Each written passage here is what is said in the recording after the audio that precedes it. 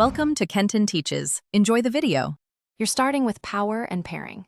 First, plug the Joyroom Bluetooth 5.3 FM transmitter into the car 12V socket and switch ignition or ACC on so it receives power. Next, tune your car radio to an unused FM frequency like 88.1 MHz to avoid interference. Then press the transmitter power button to enter Bluetooth pairing mode. You'll see a flashing LED. Finally, on your phone, select the Joyroom device to pair and confirm it connects before moving on.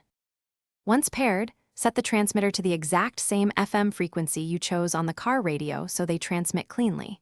Make sure your phone's Bluetooth volume and media audio are enabled.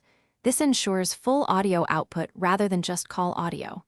If the Joyroom supports multipoint, connect a second device now for convenience. Use phone or transmitter controls to play music and test a short track.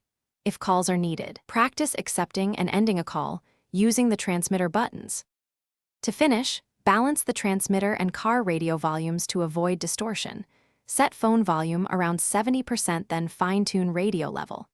Secure the Joyroom and any cables so they won't move while driving, and if available, use the transmitter's USB port to charge your phone simultaneously.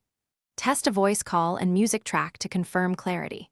If you hear static or fading, try a different nearby unused FM frequency.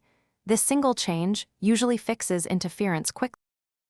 Thanks for watching. Please subscribe if this video was helpful.